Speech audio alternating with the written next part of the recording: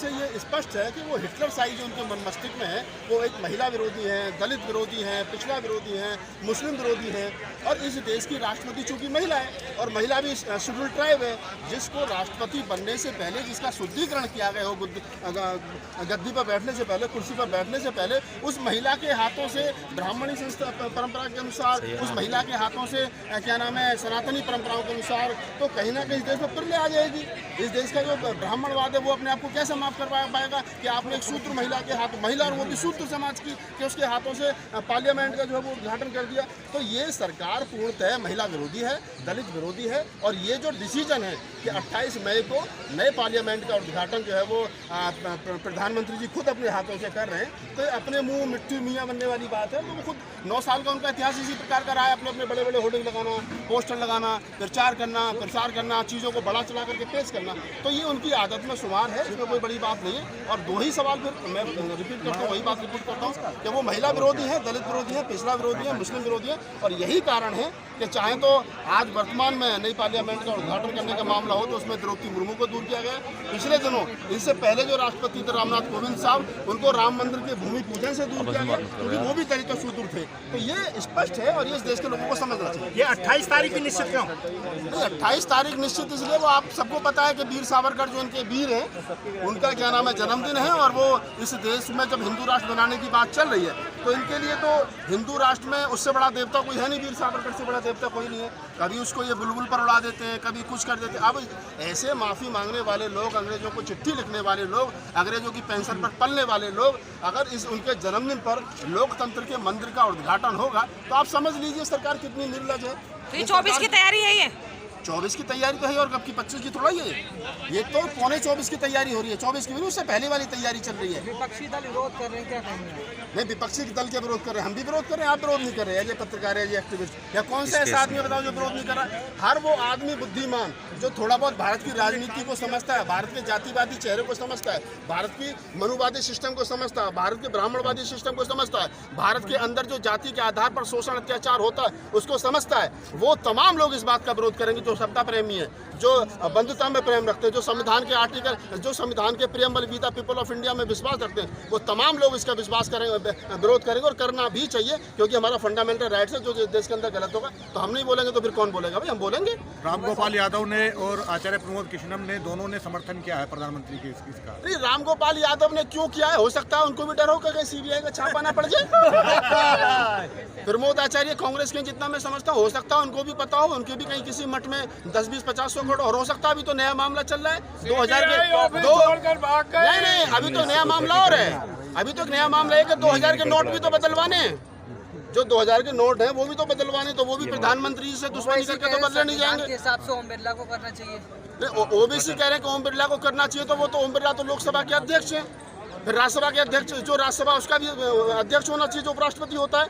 ये कहना कि ओम बिरला को करना चाहिए या उपराष्ट्रपति को करना चाहिए क्योंकि वो क्या बड़े सदन के अध्यक्ष होते हैं, उपराष्ट्रपति जो होते हैं, तो ये कहीं ना कहीं बेईमानी। और हम ये कह रहे हैं कि इस देश में महिलाओं को हजारों साल तक सम्मान नहीं मिला, दलितों को सम्मान नहीं मिला, पिछड़ों को सम्मान नहीं मिला, तो जिन लोगों को हजारों साल तक हाशिए पर रखा गया, पानी पीने नहीं दिया गया, रोड पर चलने नहीं दिया गया, मंदिरों में घुसने नहीं दिया गया, कुओं से पानी खींच करके नहीं पीने दिया गया, जाति सूचक शब्दों का इस्तेमाल करके उनको अपमानित किया गया। और महिलाओं की तो इतनी दुर्दशा रही कि आज भी आपने देखा होगा मनीषा वाल्मीकि हत्याकांड, हाथरस वाला, कि किस प्रकार से एक दलित महिला का पहले बलात्कार किया गया, फिर बाद में सरकार की देखरेख में पेट्रोल छिड़क करके उसको जला दिया गया। तो जिस देश के अंदर आधी आबादी महिलाओं को आज भी मनुवादी मानसिकता के लोग इस कदर इस नजरिए से देखते हो, तो मेरा कहना है कि हमारी देश की जो प्रथम महिला, प्रथम व्यक्ति है, प्रथम महिला राष्ट्रपति हैं द्रौपदी मुर्मू जी, वो महिला भी हैं और उसके ऊपर से फिर वो शेड्यूल ट्राइब कम्युनिटी से आती हैं। तो मेरा तो यही है कि भाई उनके हाथों से क्या नाम उसका संसद भवन का उद्घाटन होना चाहिए, जिससे देश का भी गौरव बढ़ेगा। और हम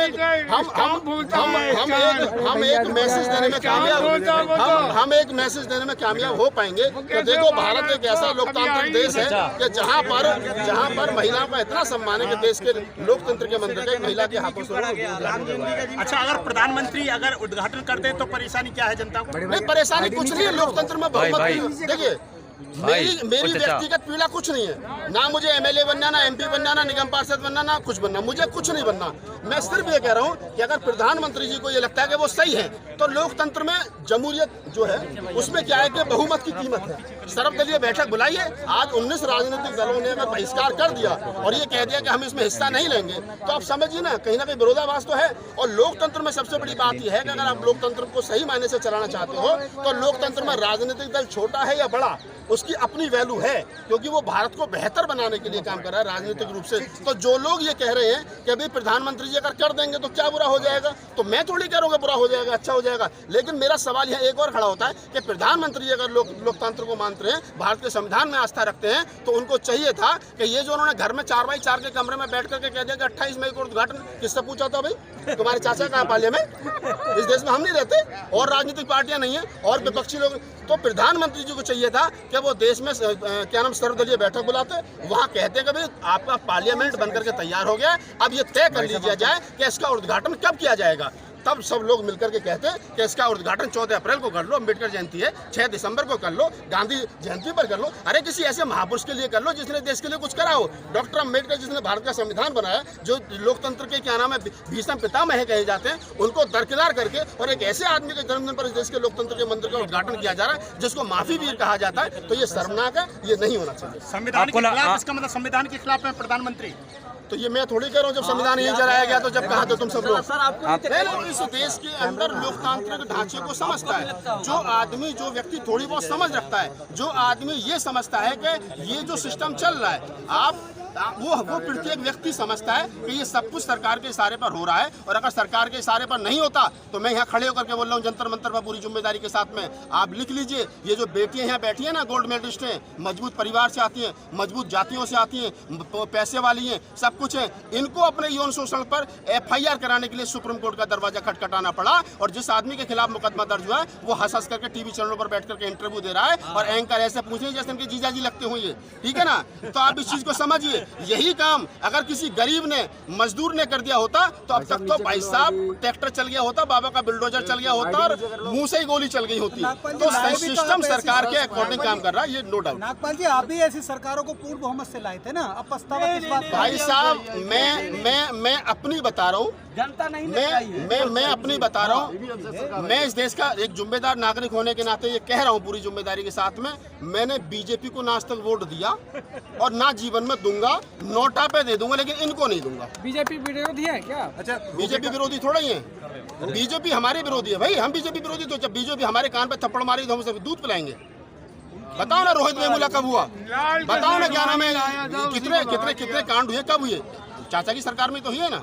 तो आप, मैं थोड़ी करूँ, आप 9 साल का इतिहास उठा करके देख लीजिए। अच्छा, रूबिका लियाकत ने ट्वीट किया, आखिरी सवाल है, रूबिका लियाकत ने ट्वीट किया,